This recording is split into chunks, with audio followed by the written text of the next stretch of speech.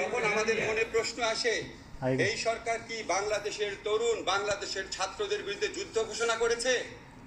এটা কি কোনো অধিকৃত ভূমি? এটা কি গাজা স্ট্রিপ? এটা কি কাশ্মীর? এই দেশে যে পুলিশের ইউনিফর্ম পরা লোক দেখি, এরা কি ভিনদেশি বাহিনী?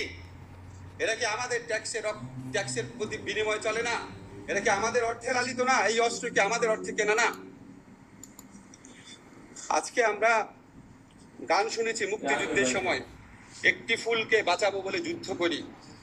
আজকে 6টা বাচ্চার ছবি যখন, শিশু বাচ্চার ছবি যখন বিভিন্ন জায়গায় ফেসবুকে দেওয়া হয়, 6টা ফুল ঝরে গেছে। বর্তমান সরকারে যারা আছেন, নাম নিচ্ছি না আপনাদের বুকের মধ্যে তো কোনো ক্রন্দন দেখি না, আপনাদের মধ্যে তো কোনো কষ্ট দেখি না।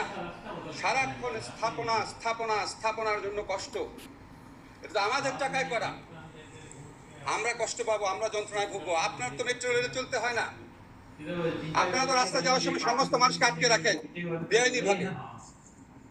আজকে এই 6টা ফুল যে ঝরে গেছে, আজকে যে 19টা অপ্রাপ্ত বয়স্ক মানুষ মারা গেছে, আজকে এ পর্যন্ত বেওয়ারিশ লাশ হিসেবে দাফন করা হয়েছে।